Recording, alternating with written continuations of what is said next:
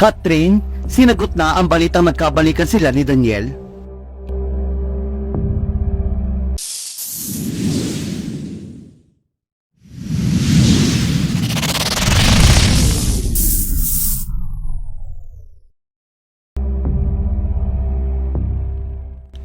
Matapos ang ginawa ni Daniel Padilla, sa wakas ay nagparamdam na rin si Catherine Bernardo.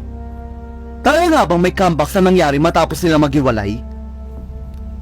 Matatandang ito ang naging tanong ng maraming netizen matapos nila mapansin na pinura ni Daniel ang breakup message niya para kay Catherine. Maraming Katniel fans ang nabuhayan ng loob dahil tila magandang senyales umano ang ginawa ni Daniel na may pag-asa pang magkabalikan sila ni Catherine.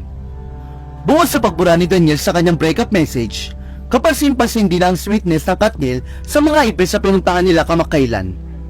Gaya na lamang ng ABS-CBN Christmas Special at Asia Artist Awards. Matatanda sa ABS Christmas Special, nagsama sa stage ang Katniel, kung saan kumanta sila ng I'll Be There For You ng The Rembrandts. Simunod ang pagdalo nila sa Asian Artist Awards 2023, kung saan sabay nilang tinanggap ang AAA Populous Award. Hindi napigilan ng Katniel fans na umasa matapos sila makita na magkahawak kamay na umakyat sa stage sila Catherine at Daniel. Hindi rin nakaligtas sa marami ang pagkuha ni Daniel ng quote para hindi lamigin si Catherine. Ngunit sa kasamaang palad para sa mga Katniel fans, wala nang balak si Catherine na balikan ang nakaraan at kanyang mga iniwan. At kabilang dito ang nagtapos nilang relasyon ni Daniel.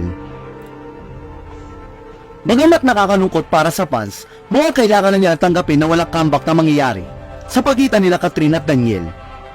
Ito'y matapos sa paliwatig ni Catherine sa kanyang makahulugang Instagram post na handa na siyang mag-move on.